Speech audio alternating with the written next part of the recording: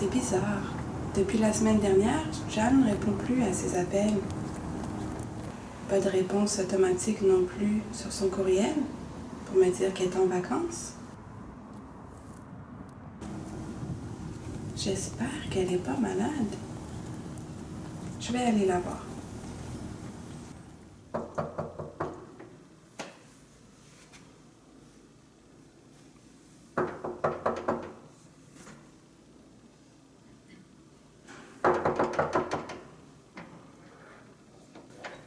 Jeanne, je suis contente de te voir.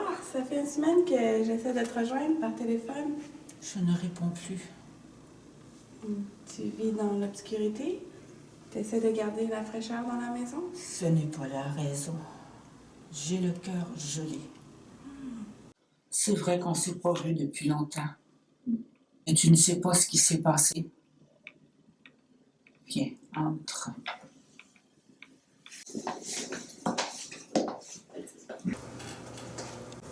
Qu'est-ce qui s'est passé?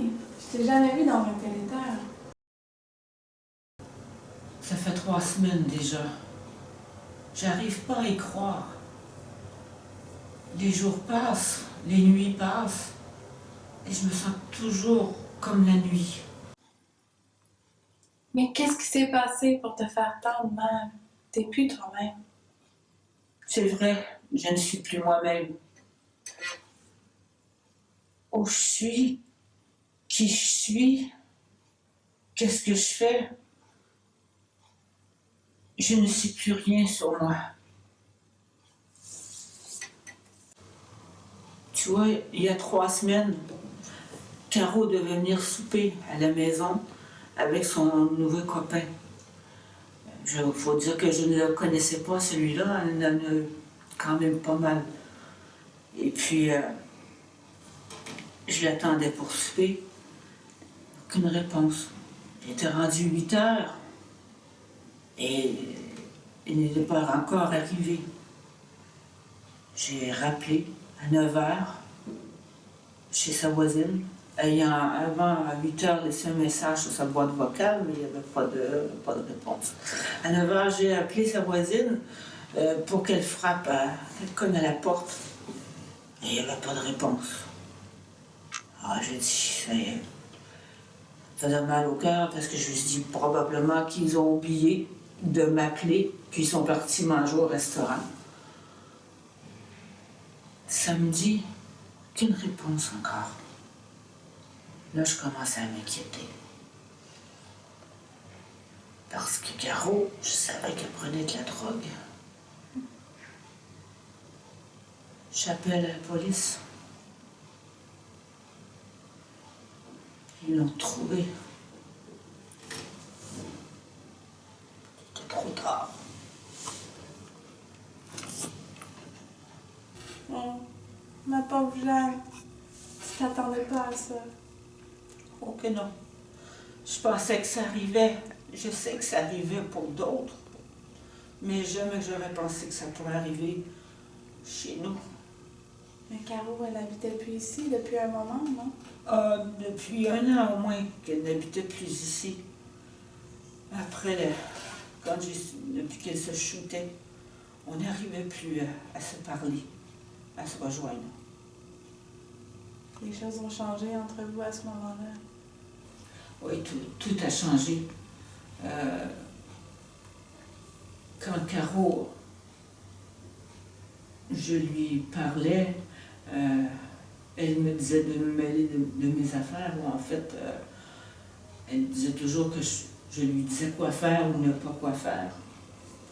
Puis il y a 6 mois, j'ai lu un article sur le danger des acés. Les amphétamines? C'est ça, exactement.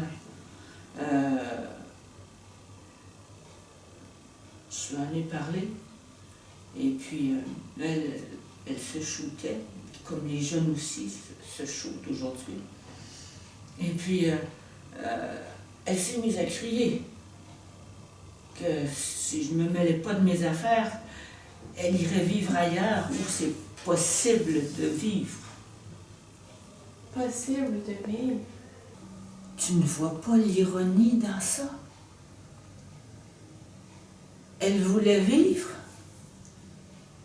et s'est enlevée la vie. Un jour, elle est partie à coups de vent. Après avoir reçu un téléphone, elle a laissé la porte ouverte de sa chambre, l'ordi ouvert, et il y avait un message, un texte. Je me suis approchée et j'ai vu que c'était adressé à sa meilleure amie. Et j'ai lu et ça disait qu'il n'y avait pas de justice dans le monde et qu'il n'y avait pas de bonheur à trouver. Il n'y avait pas de bonheur parce que le courrier s'est arrêté comme ça, s'est arrêté ici, puis elle est partie. Ah, et je ne l'ai pas revu. Ce courriel-là, il a dû te faire réfléchir. Ah, il m'a trotté dans la tête tout le temps.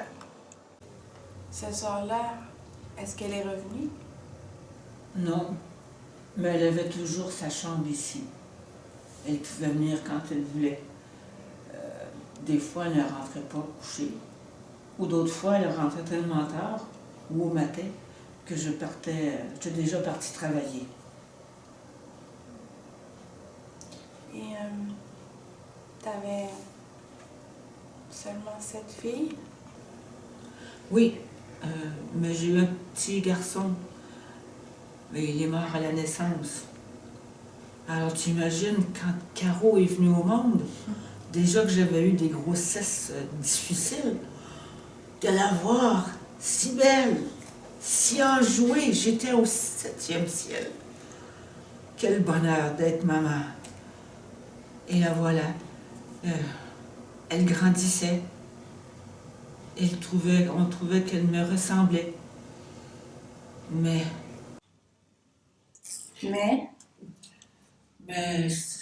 tout a changé. Lorsqu'elle a eu ses 10 ans, son père nous a laissés. Ça l'a complètement changé. Elle est devenue sérieuse comme un enfant de 15 ans. Et lorsqu'elle a eu ses 15 ans, eh bien, je ne la reconnaissais plus. Je le vois que ça fait longtemps que tu as le cœur brisé. Et tu le cachais bien. À qui le dis-tu? Je me levais le matin en me berçant de faux espoirs. J'espérais que la vie s'améliorerait, que la situation changerait.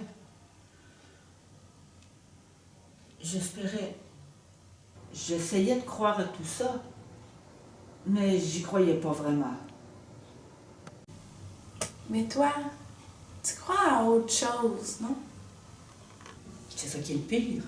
Qu'est-ce que tu veux dire? Ben, tu sais ce qu'ils enseignent dans le catéchisme, dans la religion? À quoi tu penses, plus précisément? Ben, dans le catéchisme, on dit que s'enlever la vie, c'est le plus gros péché. On est perdu pour toujours. Ça veut dire que ma Caro, je l'ai perdue pour toujours, pour l'éternité. Je peux pas accepter ça.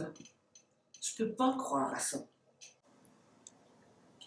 Mais tu peux croire à quelque chose d'autre? Comme quoi? Tu me permets de te raconter une histoire vraie. Ça me ferait peut-être du bien. C'est un fait de la vie d'un saint. Il est bien connu pour avoir su parler aux gens de la miséricorde de Dieu. Son nom, c'est Saint Jean Vianney. Il est aussi connu comme le curé d'Ars. Ars, c'est une petite bourgade en France, pas loin de Lyon. Puis Jean Vianney, c'était le curé de cette paroisse-là. Je t'écoute. Un jour, une femme est venue le voir en pleurs. Elle était inconsolable. Elle se disait désespérée. Alors, le saint homme lui a demandé ce qui lui causait autant de peine, mais il lui a assuré qu'on peut toujours espérer. La dame lui a dit que dans son cas, c'était impossible. Alors, Saint Jean Vianney lui a dit de lui dire ce qui la faisait tant souffrir. Elle lui a expliqué sa situation? Oui, à travers ses larmes, elle a réussi à lui raconter ton histoire. Ça veut dire que cette fille-là, elle a fait comme Caro? Elle, c'était un garçon. Il s'est enlevé la vie en se jetant d'un très haut pont. Puis, elle a terminé son récit en disant au prêtre, en utilisant des paroles un peu semblables aux tiennes, que son fils était perdu, perdu pour l'éternité. Et qu'est-ce que le prêtre lui a dit? Il lui a dit, ne perds pas espoir, ma fille. Entre le moment où il s'est jeté en bas du pont et le moment où il a été englouti par les flots de la rivière, Dieu a eu tout le temps qu'il lui faut pour lui pardonner. J'avais jamais entendu cette histoire-là. Il me semble qu'elle m'aide à respirer. Mais tu y crois, ça, toi? Tu veux dire en histoire ou à ce que l'histoire dit de Dieu? Les deux? J'y crois de tout mon cœur. En fait, c'est le seul Dieu en qui je peux vraiment croire. Je vais essayer.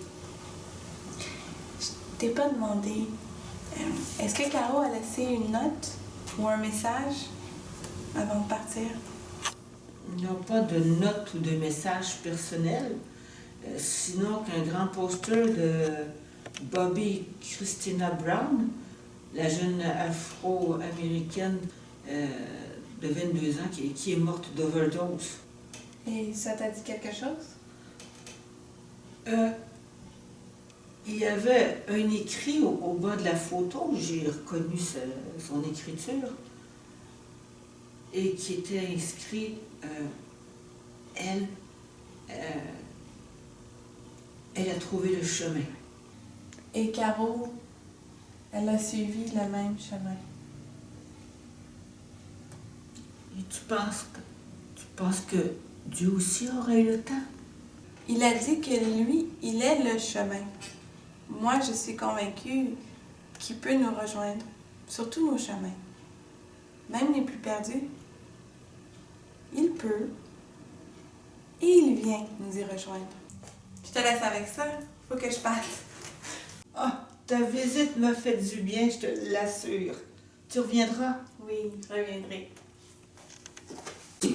Au revoir. Dieu a eu tout le temps.